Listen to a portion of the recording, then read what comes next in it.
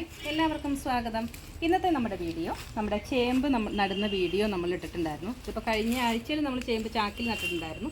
അതല്ല, അതിന് മുമ്പേ നമ്മൾ ചേമ്പ് വിത്ത് താഴെ നടുന്ന വീഡിയോ ഇട്ടിട്ടുണ്ടായിരുന്നു. ആ ചേമ്പ് ഇപ്പോൾ മുളച്ചത് ഇത്രയും ആയിട്ടുണ്ട് കേട്ടോ. അപ്പം നമ്മൾ ഈ സമയത്ത് നമ്മൾ വളമിട്ട് ഒന്ന് മണ്ണിട്ട് മൂടി കൊടുക്കുകയാണെന്നുണ്ടെങ്കിൽ നമുക്ക് ഒത്തിരി ചേമ്പ് പറിച്ചെടുക്കാനായിട്ട് പറ്റും. അല്ലാന്നുണ്ടെങ്കിൽ ഇത് എന്താ സംഭവിക്കുന്നതെന്ന് വെച്ചാൽ ഇതിൻ്റെ മുകളിലോട്ടുള്ള ഇലകളൊക്കെ ഒത്തിരി വലുതായിട്ട് വരികയും ചെയ്യും. താഴെ നമുക്ക് ചേമ്പ് വിത്തുകൾ വളരെ കുറവായിരിക്കും. അപ്പോൾ നമുക്ക് താഴെയും നല്ല രീതിയിൽ ചേമ്പ് വിത്തുകൾ ഉണ്ടാവണം എന്നുണ്ടെങ്കിൽ ഇങ്ങനെ മുളച്ച് വന്ന് ഒരു 3-4 ഇല പരുവമാവുമ്പോൾ നമ്മളിതിന് വളമിട്ട് ഒന്ന് മണ്ണിട്ട് മൂടി കൊടുക്കുക എന്നുള്ളതാണ്. പിന്നെയെന്ന് വെച്ചാൽ ഒരു 4-5 ഇലകൾ മാത്രം മുകളിലോട്ട് നിർത്തിയിട്ട് ബാക്കിയുള്ള ഇലകൾ ഇത് കണ്ടോ ഇതേപോലെ ഒടിച്ച് താഴേക്ക് വെച്ചിട്ട് അതോടുകൂടി നമ്മൾ മണ്ണിട്ട് കൊടുക്കുകയാണെന്നുണ്ടെങ്കിൽ മുകളിലോട്ടുള്ള ഇലകൾ വാച്ചു പോവാതെ ഇലകൾ മാത്രം മുകളിലോട്ട് താളും ഇലയും മാത്രം വലുതാവാതെ അടിയിലും നമുക്ക് നല്ല രീതിയിൽ കിഴങ്ങുകൾ ഉണ്ടാവും.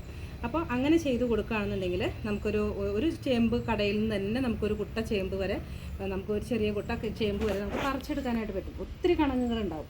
നല്ല വലിയ ചേമ്പ് വിത്തുകളും നമുക്ക് ഉണ്ടാവുകയും ചെയ്യും. അപ്പോൾ ഞാനിപ്പോൾ ഇതിനകത്തേക്ക് ഇടാനായിട്ട് കൊണ്ടുവന്നേക്കുന്നത് ചാണകപ്പൊടിയും അതേപോലെ തന്നെ ചാരവും കൂടി മിക്സ് ചെയ്തതാണ്. അത് നമ്മൾ ഇതിൻ്റെ ചുവട്ടിൽ ഇതേപോലെ തന്നെ ചെയ്യണം.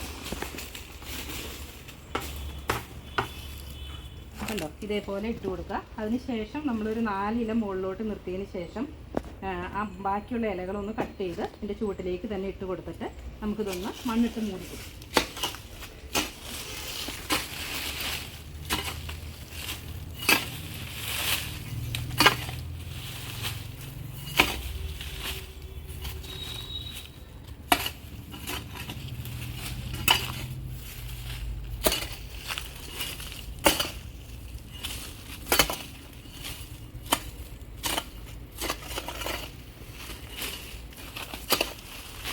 നമ്മൾ ചേമ്പ് നല്ല രീതിയിൽ വളമിട്ട് മൂടി കൊടുത്തിട്ടുണ്ട്.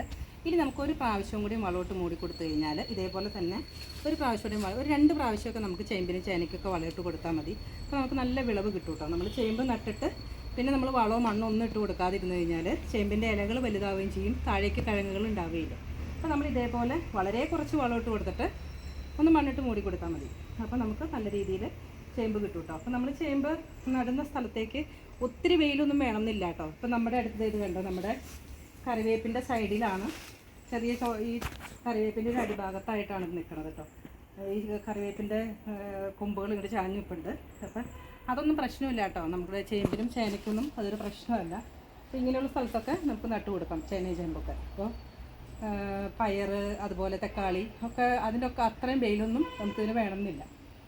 അപ്പോൾ ഇത്രയേ ഉള്ളൂ ഇന്നത്തെ വീഡിയോ. നിങ്ങൾക്ക് ഇഷ്ടപ്പെട്ടാൽ ലൈക്ക് ചെയ്യുക, ഷെയർ ചെയ്യുക, കമൻറ്റ് ചെയ്യുക, അതേപോലെ തന്നെ സബ്സ്ക്രൈബ് ചെയ്യുക. താങ്ക്